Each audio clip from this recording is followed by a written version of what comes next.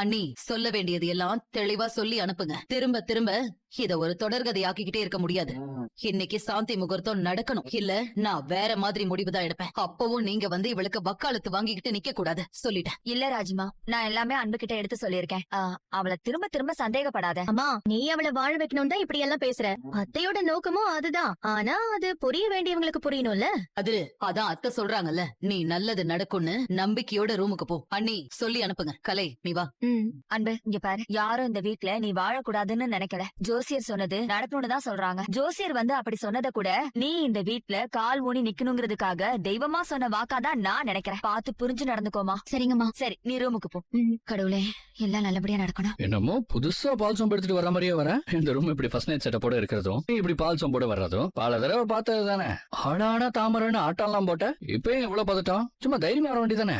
அமைதியா நிக்கிற. இதெல்லாம் அகராதிலே இல்லாத விஷயமாச்சுமா. எங்களுக்கே ஸ்கெட்ச் போடுறியா நீ? எங்க கைய வச்சு எங்க கண்ணை குத்திட்டீங்க அப்படித்தானே.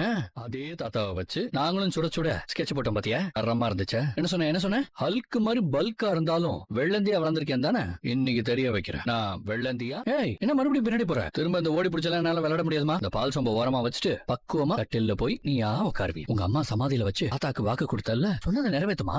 நான் உன்னை கட்டாயம் எல்லாம் படுத்தல. ஒண்ணு நம்ம ஃபர்ஸ்ட் நைட் நடக்கணும், இல்ல நீ பொட்டியை கட்ட வேண்டியதா இருக்கும். வழக்கமா ஒண்ணு சொல்லுவேனே, பொட்டியை எடுத்துட்டு பின்பக்கமா ஓடிடுன்னு. அதெல்லாம் இனிமே நான் சொல்லவே தேவையில்ல. நம்ம துருப்பு சீட்டு தாத்தாவே பொட்டி மேட்டர் டீல் பண்ணிப்பாரு. சரி சொல்லு, இப்ப என்ன பண்ணலாம்?